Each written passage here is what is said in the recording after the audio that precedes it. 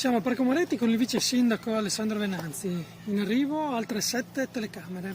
Oggi partono i lavori appunto di installazione di queste telecamere, insomma, che sono frutto di un progetto un po' più ampio e saranno corredate poi anche da un intervento di installazione di un bagno pubblico con identificazione con scheda sanitaria e di aumento dell'illuminazione del quale c'è bisogno. L'obiettivo è migliorare la sicurezza dopo gli episodi che di recente hanno preoccupato i residenti che mi hanno chiesto di intervenire. L'obiettivo è presidiare questo parco, l'obiettivo è rendere questo parco ancora più vissuto e vivibile. Le telecamere sono uno degli elementi importanti che dobbiamo avere, però insomma questo parco non lo vediamo come opportunità di socialità, è il nostro parco pubblico più importante nel centro storico e quindi insomma come tale va. Un altro degli obiettivi era quello di trattato. Potenziare l'animazione per renderlo più vivo e far sì che in questo modo diventi anche più sicuro. Credo che questo ruolo lo debba assolvere al meglio la realtà commerciale, l'esercizio commerciale che c'è al centro del parco, come funziona per esempio in altri parchi pubblici, penso al Parco Brum, insomma in Piazzale Chiavris, dove diventa luogo di aggregazione ma anche luogo di presidio e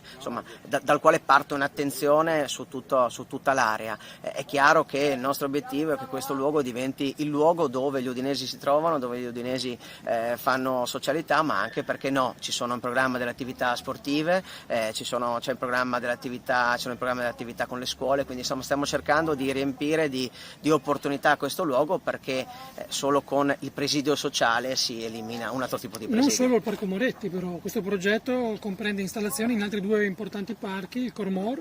Il Cormor, che insomma del quale c'è il bisogno è manifestato da tempo, perché insomma anche lì la zona dei parcheggi va maggiormente presidiata, anche lì ci saranno altre telecamere e infine nel parco insomma dove in Viale 25 Aprile dove c'è il campo di rugby che negli ultimi mesi, insomma anzi negli ultimi 6-7 mesi è stato oggetto di più furti, quindi insomma ci ha chiesto la società di intervenire e lo abbiamo inserito in questa parte. Un investimento importante, 109.000 euro, continuerete su questa strada? Ma le telecamere non sono la soluzione a tutto, le telecamere sono uno strumento e come tale vanno trattate, bisogna fare un lavoro più importante, più difficile, più complesso, che è quello di riempire di attività i luoghi. È chiaramente facile mettere una telecamera, basta fare una gara di appalto, avere le risorse per poterlo fare, diverso e più difficile riempire la città di socialità e far sì che gli udinesi, noi in primis, ci possiamo riappropriare dei luoghi. Ecco, questo è il percorso che vorremmo intraprendere. Ada stava correndo al parco, lo fa abitualmente? Sì. Come le sembra la situazione? Ma sicuro, ci sono comunque anche tanti bambini, soprattutto a quest'ora, non mi sento in nessun modo minacciata, devo dire vado anche la sera più tardi e posso dire di sentirmi non sicura. C'è chi invece appunto non si sente sicuro, tant'è che il comune ha deciso di installare delle telecamere. Serviranno? Beh, sicuramente tenere d'occhio la situazione non fa mai male, io personalmente non ne sento bisogno.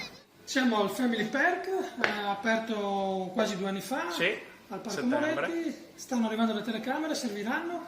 Servirà come stanno servendo i controlli che stanno facendo da 2 mesi a questa parte continuamente. Il parco sta, da 2 anni che l'ho preso in gestione, sta avendo sempre più dei risvolti positivi, si sta migliorando anche le frequentazioni stanno migliorando, quindi ben vengano le telecamere, non vedo l'ora della prossima stagione.